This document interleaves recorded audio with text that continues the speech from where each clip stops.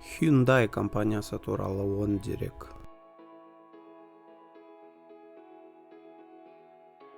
Hyundai Motor Company оңтүстік кореялық автомобиль компаниясы.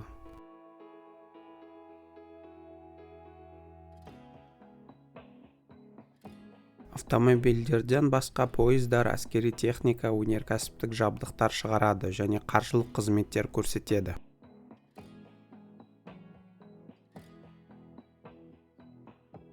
Штаб-пәтері Сеулде орналасқан. 2000 жылы құрылған Hyundai Motor Group конгломератына кіреді.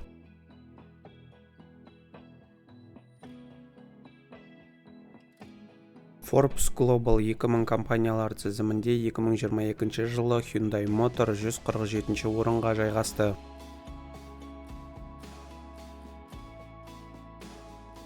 Компанияны 1967 жылы Chung Ju-yeon құрған.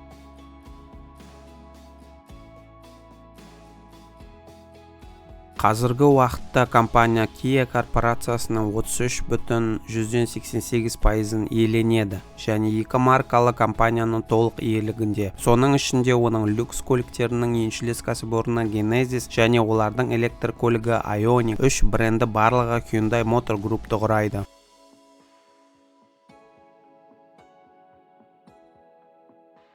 Hyundai сөзі корей тілінен аударғанда заманауи дегенді білдіреді.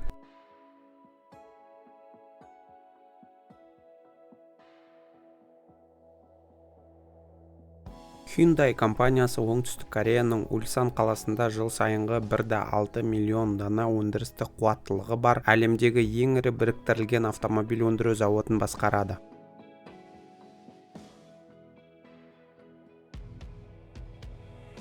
Компанияда бүкіл әлем бойынша шамамен 75 мың адам жұмыс істейді. Hyundai көліктері 193 елде 5000 дилерлік орталықтар мен көрме залдар арқылы сатылады. 2022 жылғы жағдай бойынша Hyundai өндіріс көлемі бойынша әлемдегі үшінші ірі автомобиль өндірушісі болып табылады. Тек Toyota және Volkswagen'нен артта қалды.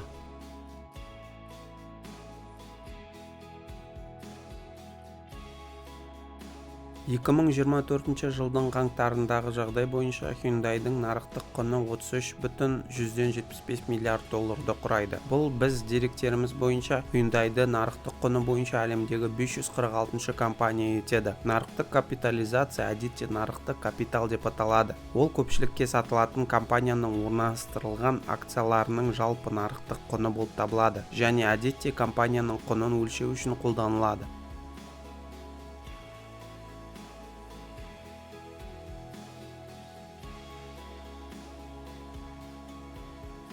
Назарларыңызға рахмет.